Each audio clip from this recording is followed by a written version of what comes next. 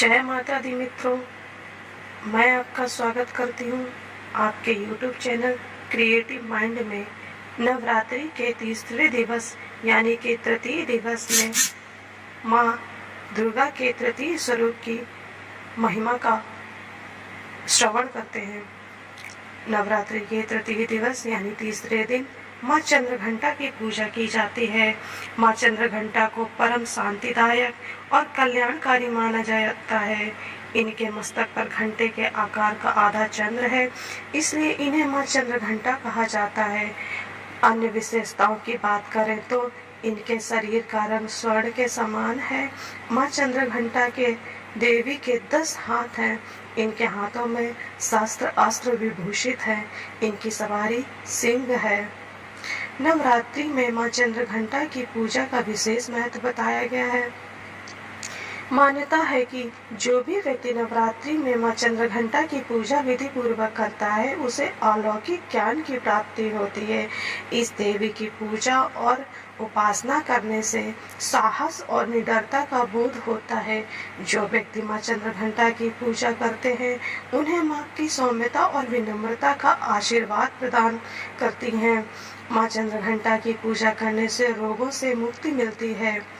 पूजा का प्रारंभ करने से पहले माँ चंद्रघंटा को केसर और केवड़ा जल से स्नान कराएं। इसके बाद उन्हें सुनहरे रंग के वस्त्र पहनाएं। इसके बाद माँ को कमल और पीले गुलाब की माला चढ़ाएं। इसके उपरांत मिष्ठान, पंचामृत और मिश्री का भोग लगाएं। माँ चंद्रघंटा को प्रसन्न करने का मंत्र: या देवी सर्वभूतेषु माँ चंद्रघंटा रूपेण संस्थिता, नमस्तस्यै नमस्तस्यै नमस्तस्यै नमो नमः। माता चंद्रघंटा की कथा। पौराणिक कथा के अनुसार जब दैत्यों का आतंक बढ़ने लगा तो माँ दुर्गा ने माँ चंद्रघंटा का अवतार लिया। इस समय असुरों का स्वामी महिषासुर था, जिसका देवताओं से भयंकर युद्ध चल रहा था। महिषासुर देवराज इंद्र का सिंहासन प्राप्त करने चाहता था। उसकी प्रबल इच्छा स्वर्गलोक पर राज करने की थी।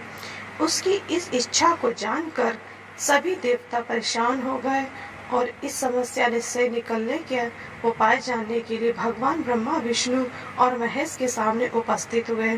देवताओं की बात को गंभीरता से सुनने के बाद तीनों को ही क्रोध आया। क्रोध के कारण तीनों के मुख से जो ऊर्जा उत्पन्न हुई उससे एक देवी अवतरित हुई, जिन्हें भगवान शंकर ने अपना त्रिशूल और भगवान विष्णु ने चंद्र प्रदान किया। इसी प्रकार अन्य देवी देवताओं ने भी माता के हाथों में अपने अस्त्र सौंप दिए। देवराज इंद्र ने देवी को एक घंटा दिया। सूर्य ने अपना तेज और तलवार दी।